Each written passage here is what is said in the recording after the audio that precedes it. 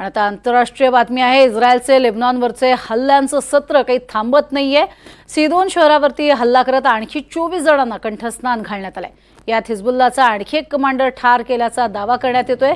आतापर्यंतच्या कारवाईत हिजबुल्लाचे टॉपचे 7 कमांडर ठार झालेत।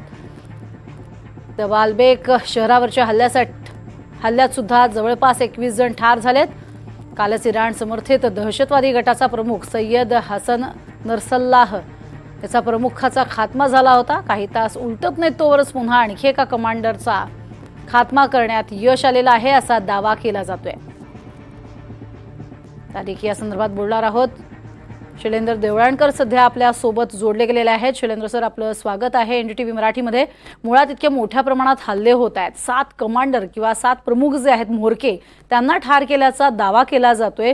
काय इस्रायलकडनं कंबरडं मोडण्याचं काम एकीकडे सुरू झालेलं आहे आणि कोणती अशी मोठी ताकद त्यांच्या हाती आली आहे? नक्कीच आहे। म्हणजे ज्या पद्धतीचा आक्रमक अशा स्वरूपाचा स्टँड हा नेतन्याहू यांच्याकडनं घेतला जातोय, तुम्ही बघा साधारणतः गेल्या 1 महिन्यामध्ये जर एकूण सगळे आपण इव्हेंट्स पाहिले तर ज्या वेळेला इराणचे नवनियुक्त राष्ट्राध्यक्षांचा शपथविधी होता, त्या शपथविधीला हमासचा सर्वोच्च नेता हानिया हा तेहरानमध्ये इराणच्या राजधानीमध्ये गेला होता। त्या ठिकाणी त्याला उडवण्यात आलं। खरं तर एवढ्या प्रचंड सिक्युरिटीमध्ये त्याला उडवलं, त्यानंतरही इराण रिटॅलिएट करेल असं वाटलं होतं, पण इराणने रिटॅलिएट नाही केलं। त्यानंतर हिजबुल्लाच्या बाबतीमध्ये त्यांनी का दक्षिण लेबनॉनमध्ये एक मोठं ऑपरेशन केलं आणि त्यानंतर हसन नसरुल जो त्यांचा सर्वोच्च नेता त्याला उडवलं। त्यानंतर त्यांचे 2 कमांडर त्यांनी तिथले उडवले।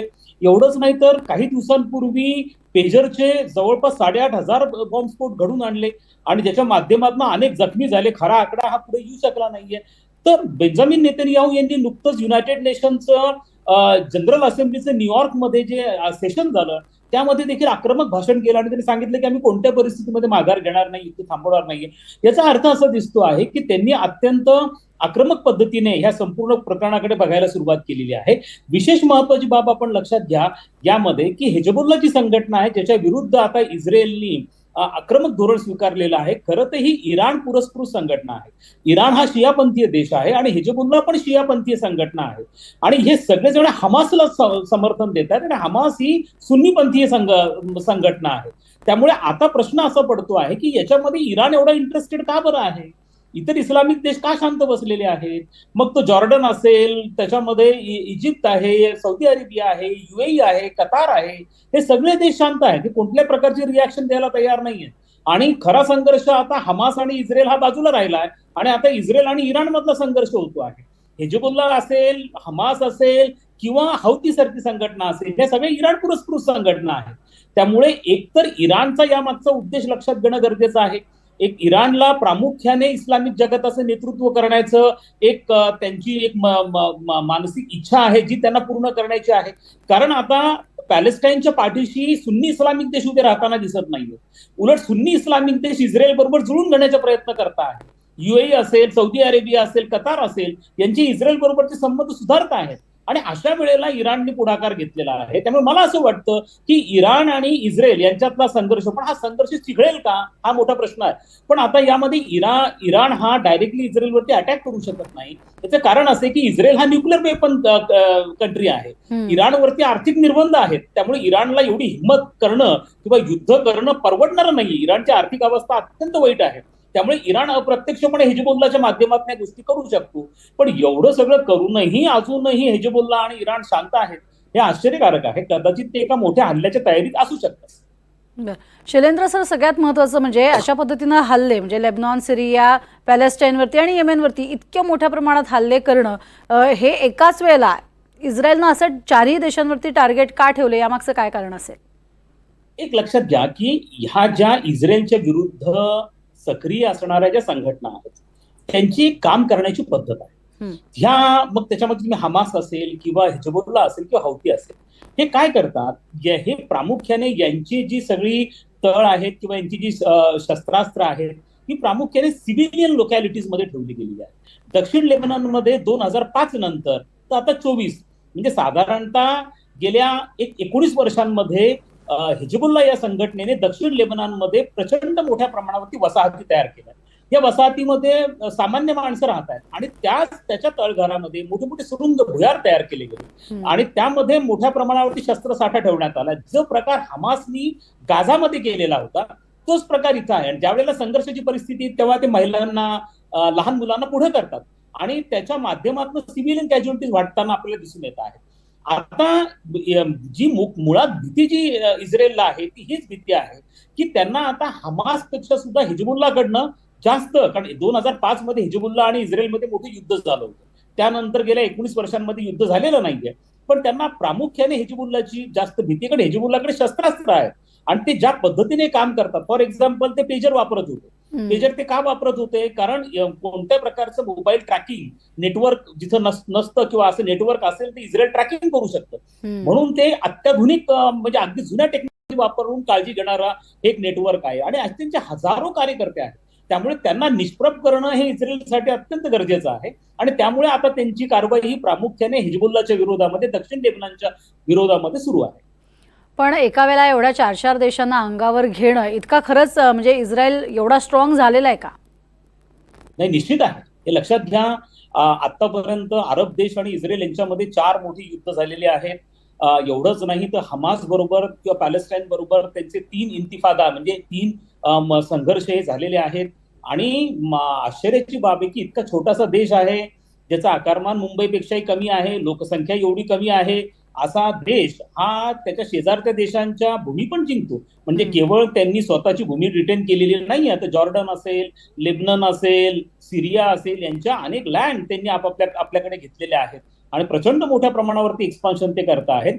त्याचं सगळ्यात महत्वाची बाब त्यांच्या मागे असते की त्यांच्याकडे वेस्टर्न कंट्रीज ज्या आहेत, अमेरिका आहे, यांच्या अत्याधुनिक शस्त्रास्त्र त्यांच्या बरोबर आहे. आज अमेरिकेमध्ये ज्यू लोकांची लॉबी प्रचंड स्ट्रॉंग लॉबी आहे आणि आखातामधल्या अमेरिकेची फॉरेन पॉलिसी गव्हर्न करण्याचं किंवा त्याला दिशा दाखवण्याचं काम ही ज्यू लॉबी अमेरिकेतली करत असती आणि त्यांना फार मोठ्या प्रकारचा रिस्पेक्ट हा अमेरिकेमध्ये आहे.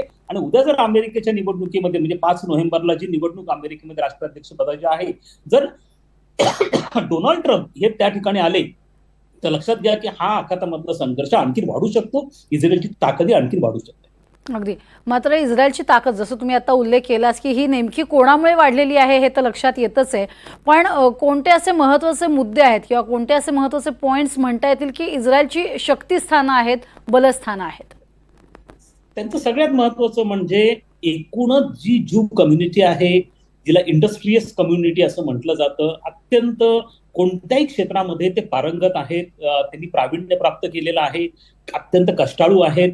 आणि तुम्ही बघत असाल की मोठमोठे सायंटिस्ट पासून म्हणजे अगदीच आईन्स्टाईन पासून आपण अनेक उदाहरणं घेऊ शकतो की ज्यू वंशाची लोक होती आणि ज्या ठिकाणी जातील त्या ठिकाणी त्यांनी आपलं एक प्रचंड मोठं स्वतःचं स्थान त्या लोकांनी निर्माण केलेलं आहे. दुसरं असं की त्यांना नेहमी सर्व्हायव्हलचे प्रॉब्लेम्स आहेत, त्यांना एक्झिस्टन्शियल क्रायसिस आहे.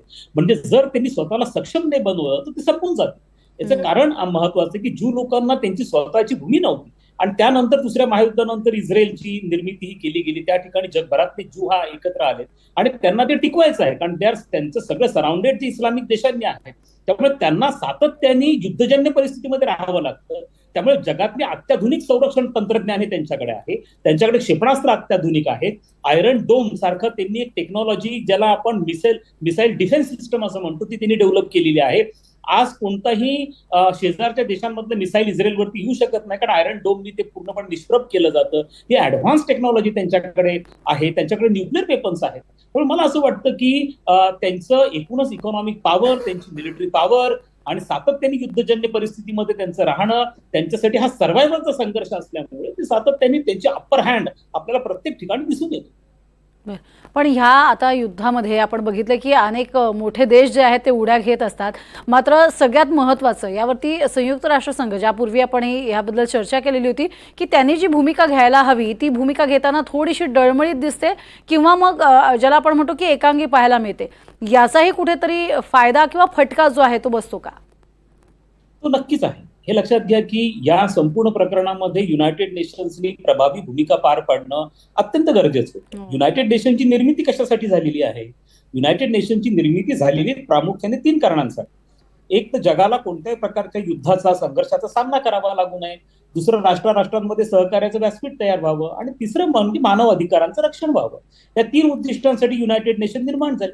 पण आज आपण असं बघतोय की आज रशिया युक्रेन संघर्ष चालला आहे, इस्रायल हमास संघर्ष चाललेला आहे, उद्या चीन सारख्या बलाढ्य देशांनी तैवानवरती आक्रमण केलं, तर ज्यांना वाचवणार कोण? हे सगळं काम खरं तर युनायटेड नेशनच्या सुरक्षा परिषदेचं. पण सुरक्षा परिषद ही राजकारणाने भरलेली आहे. आता सुरक्षा परिषदेमधले जे 3 कायम सदस्य आहेत, अमेरिका, इंग्लंड आणि फ्रान्स, हे तिन्ही देश जे आहेत हे प्रामुख्याने इस्रायलला पाठिंबा देणारे देश आहेत. त्यामुळे त्यांच्यामध्ये फार मोठ्या प्रमाणावरती कल्चरल, रिलिजियस स्ट्रॉंग टाईज आहेत. आणि सगळ्यात महत्वाचं म्हणजे युनायटेड नेशन्स ही अशा देशांच्या इशाऱ्यांवरती चालते जे देश पैसा देतात. अमेरिका सगळ्यात जास्त पैसा देतो. त्यामुळे कोणत्याही परिस्थितीमध्ये आज आपल्याला असं बघतं की ते इस्रायलच्या विरुद्ध रिझोल्युशन पास करतात, परंतु त्याचा कसलाही परिणाम हा इस्रायलवरती होत नाही. ते कसले आर्थिक निर्बंध टाकल्याचा परिणाम त्यांच्यावरती होत नाही. याचं कारण असं आहे की स्ट्रॉंगली अमेरिका त्यांच्या पाठीशी आहे, हे आपल्याला विसरून चालणार नाहीये. त्यामुळे इथं किती जरी युनायटेड नेशन्सनी, खरं तर युनायटेड नेशन्सनी पीस कीपिंग फोर्सेस हे त्या ठिकाणी पाठवले पाहिजे. काय United nation peace keeping forces पाठवत नाहीये?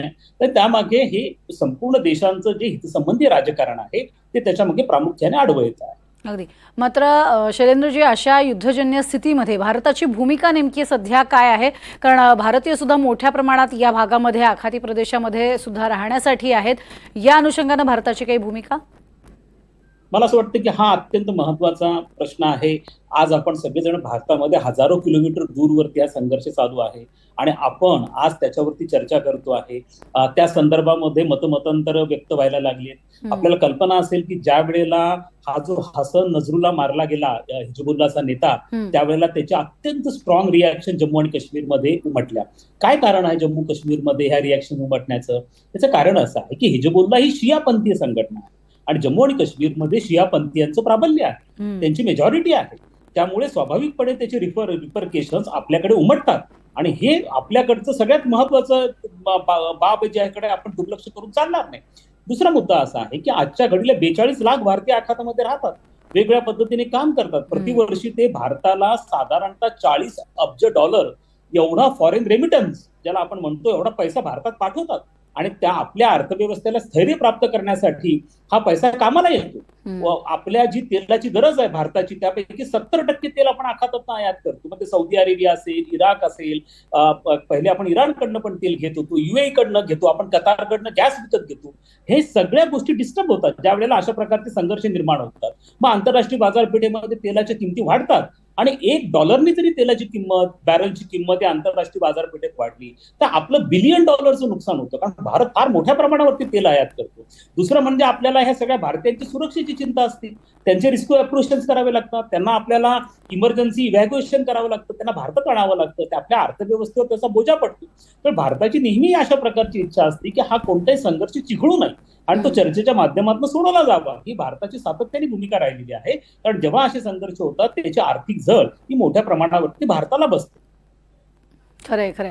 पण या अनुषंगानेच आता येत्या काळामध्ये भारत नेमकी काय भूमिका घेतो आणि उघडपणे समोर येऊन बोलतो का, हे पाहणं सुद्धा तितकंच महत्त्वाचं ठरणार आहे. तुर्तास धन्यवाद शैलेंद्रजी, आमच्याशी बोललात आणि सविस्तर चर्चा केलीत, माहिती दिलीत यासाठी.